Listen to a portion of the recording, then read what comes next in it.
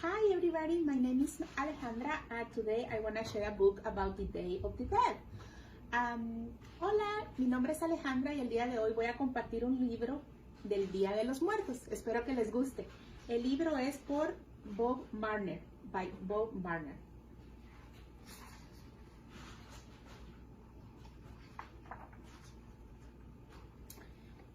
We celebrate our ancestors of the Day of the Dead. El Día de los Muertos honramos a los antepasados. With offering of flowers, sugar skulls, and bread. Con ofrendas de flores, calaveras de azúcar y pan horneado. We make tacos, empanadas, mole, and treats. Hacemos tacos, empanadas, mole y platos deliciosos para celebrar ese día. We smell incense that burns smoky and sweet. Quemamos incienso con ese olor maravilloso. Before we go out, everything must be done. Hay que tener todo listo antes de la partida. Pack up our bundles before the setting sun. Y empacar bien las cosas mientras hay luz de día. Under twinkling stars and the moon glowing bright, bajo estrellas que brillan y una luna muy clara, vamos a celebrar. Light the candles that flicker with soft yellow light. Encendemos las velas amarillas y blancas para darle luz a nuestros ancestors. Mark a path for the spirits with the petals of flowers. El camino de los espíritus indicamos con pétalos de flores que cortamos. ¿Pueden ver las flores de muerto? We dance and sing. Bailamos y cantamos por horas. And remember the loved ones for hours. Y durante varias horas a nuestros seres queridos recordamos. Nuestros seres queridos que ya no están con nosotros. Celebrate our ancestors on the Day of the Dead. Honremos a los antepasados en el Día de los Muertos. We smell the sweet flowers and we lie down for bed. Y cuando a dormir nos retiramos, el dulce olor de las flores aspiramos. Y este fue el libro del Día de los Muertos. This is the book, The Day of the Dead. Thank you so much. Bye.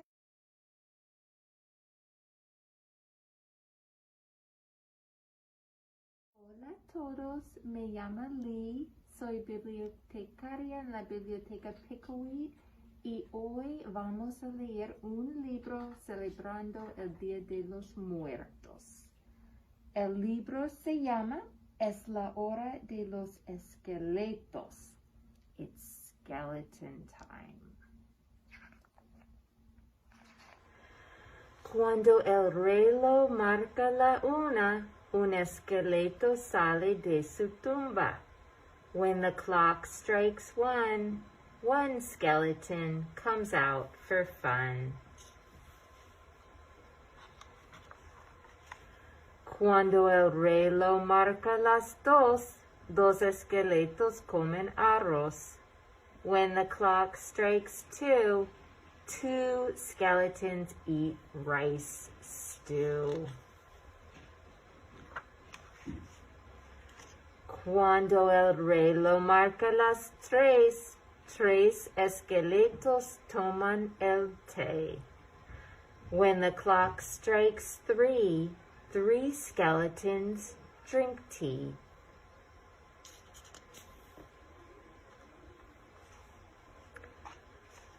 Cuando el reloj marca las cuatro esqueletos van al teatro. When the clock strikes four skeletons go to a show. Cuando el reloj marca las cinco esqueletos pegan un brinco. When the clock strikes five 5 skeletons take a dive. Cuando el reloj marca las 6, 6 esqueletos caminan al revés. When the clock strikes 6, 6 skeletons do tricks.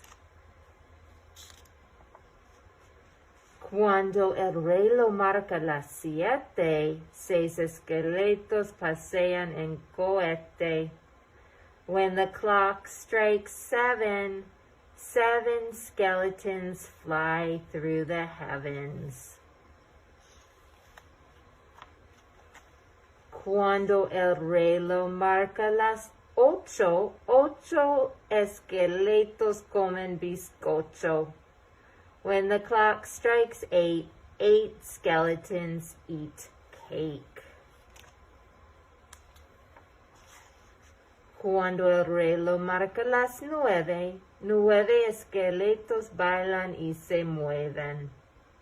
When the clock strikes 9, 9 skeletons dance in a line. Cuando el reloj marca las 10, 10 esqueletos cantan a la vez. When the clock strikes 10, 10 skeletons sing with their friends. Cuando el reloj marca las 11, 11 esqueletos abran un cofre. When the clock strikes 11, 11 skeletons open a bin. Cuando el reloj marca las 12, 12 esqueletos duermen de noche. When the clock strikes 12, 12 skeletons sleep very well. Colorín colorado, este libro se ha acabado.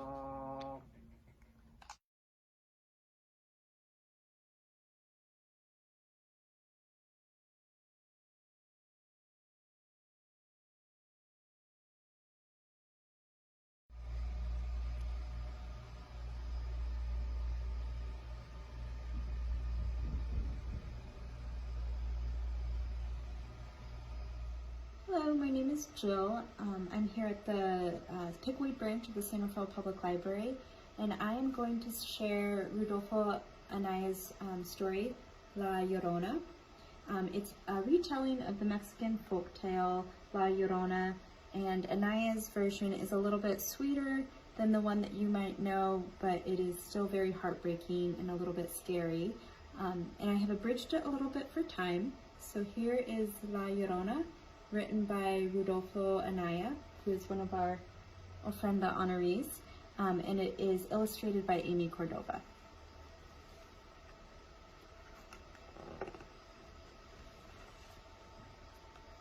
Long ago in ancient Mexico, a village celebrated the festival of the sun.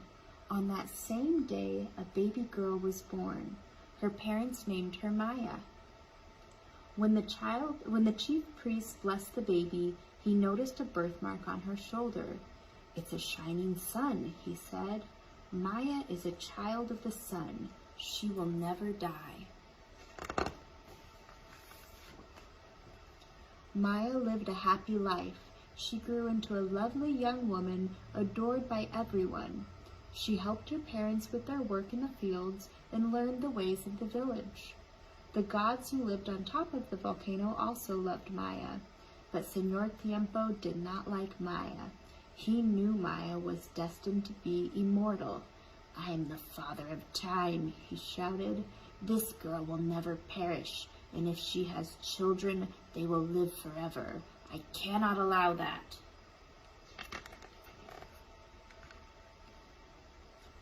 Maya's parents feared for their daughter, so they took her up the volcano into the jungle. There, at the edge of a lake, Maya would live alone, away from angry Señor Tiempo. In the mornings, Maya tended her vegetable garden. In the afternoons, she gathered bright feathers that fell from the wings of parrots. She wove the feathers into beautiful baskets and dresses.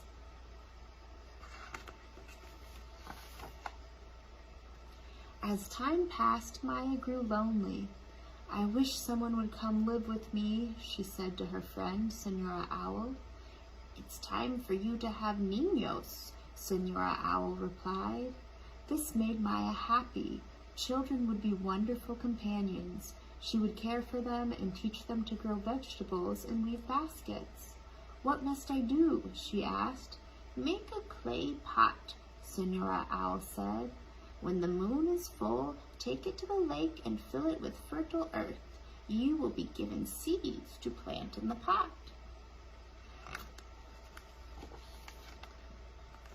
Maya did as she was told. She dug red clay and made a beautiful pot. It was large and round. Maya painted brightly colored birds on it. That night, the full moon shone as bright as the sun. Maya took the clay pot to the lake and filled it with earth. Just then, a young man came walking by. "That's a beautiful pot," he said. "What are you going to plant?" "Senora Owl told me this is the way to make a baby," Maya answered. "I too spoke to Senora Owl," the young man said. "She told me to put corn in the pot. This way you will grow a lovely child." He sat beside Maya and took kernels from his leather pouch. He planted the corn in the pot and added water from the lake.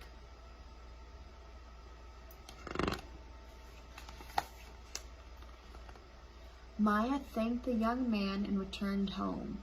She placed the bowl on the window ledge. Each night the moon shone on the bowl and the sun warmed it by day. Many months later, Maya heard a whimper. Curled up in the bowl lay a baby girl. "Mi niña," Maya cried. She took the baby and wrapped her in feather blankets. "You are as beautiful as the tassels of a corn plant," Maya whispered. "I will name you Corn Maiden."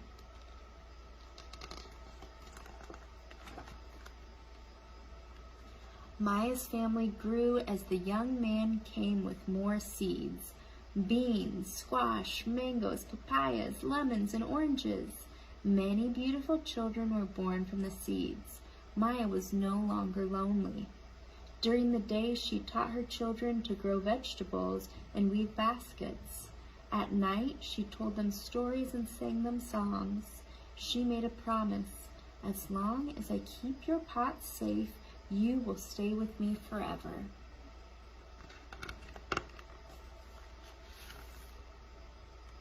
Señor Tiempo looked everywhere for Maya.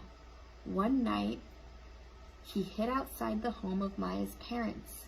He heard Maya's mother say, "Our daughter is safe in her home by the lake." "Yes," Maya's father agreed. "Now she has her niños to keep her company." "Children," Señor Tiempo shouted. "I must make sure they are not immortal like Maya." He put on a mask and pretended to be a wise old teacher. He appeared at Maya's garden, where she and her youngsters were gathering corn, beans, and squash. Señor Tiempo looked at the happy and handsome boys and girls. Their skin glowed, their dark eyes sparkled, and their long black hair glistened in the sun. "Where did you get such beautiful children?" Señor Tiempo asked Maya. "Senora Owl told me to make pots of clay," Maya answered. A young man brought seeds and put them in the pots. The sun and moon blessed the pots, and so my niños were born. Señor Tiempo whispered to himself, "I have to find a way to steal Maya's children and make them my own. I will not let them live forever." "But your children will grow up and leave," he said. "They will age and die."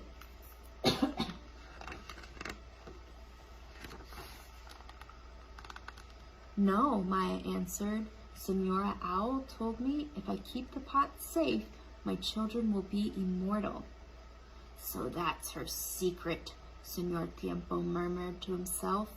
"Now I know how to trick her." They are safe with me, Maya insisted. But a thief might come and steal the pots, he said in a sweet voice. I know how you can keep your children with you forever. I don't want to lose them, Maya cried. Tell me what I must do.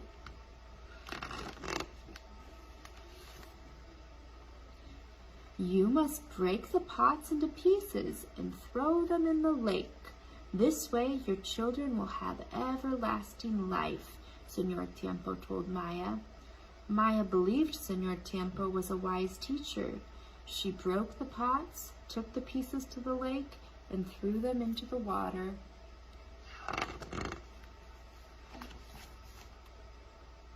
Suddenly, a terrible storm came over the lake. Lightning flashed and thunder shook the earth. All the animals ran to hide. Señor Tiempo grabbed the frightened children. Come with me, he shouted. He led the crying children to the deep lake and tossed them in the water. My children, Maya exclaimed. Where are my niños? Too late, Señor Tiempo answered. Now they're mine. Maya knew Señor Tiempo had lied to her.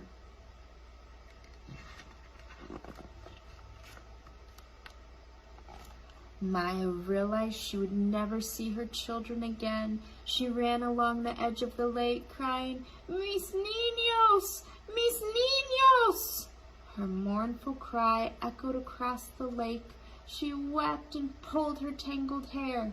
Tree branches tore her dress of its bright feathers.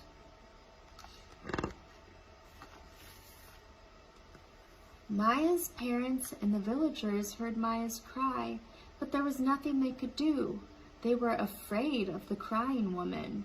Fearful mothers called their children indoors. Be good, mothers whispered, or the crying woman will think you belong to her.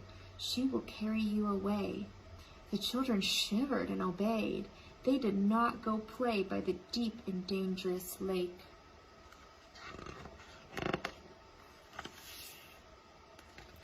Maya had become La Llorona, the crying woman.